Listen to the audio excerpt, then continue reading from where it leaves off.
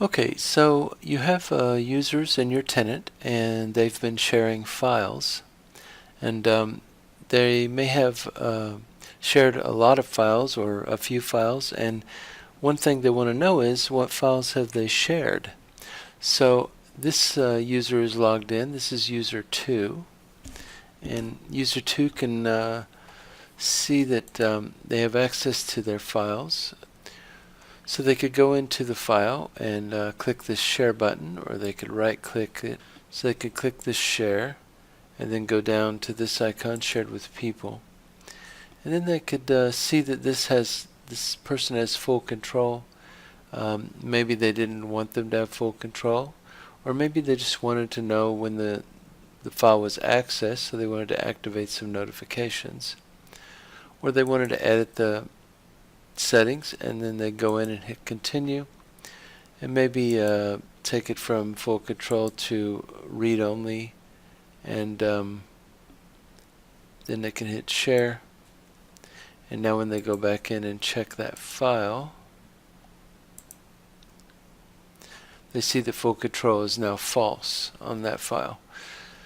But that's a little cumbersome because you don't really know how many files have been shared, and some time may have passed, and shares may have been done a while back. So what you can do is use this icon here to show hide info panel, and then here you have a sharing and collaboration tab, and that shows me that I have 3 shared items, and I can hit edit.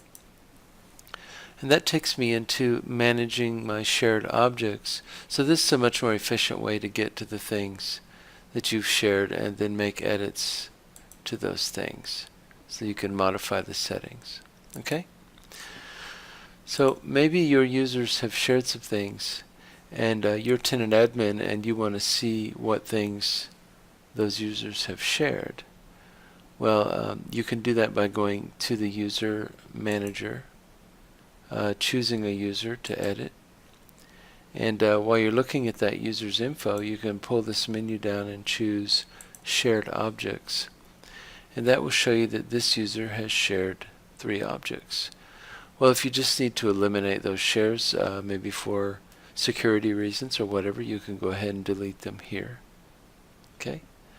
But if you have a lot of users, that might be cumbersome. I mean, there's 3 here, but what if there's hundreds?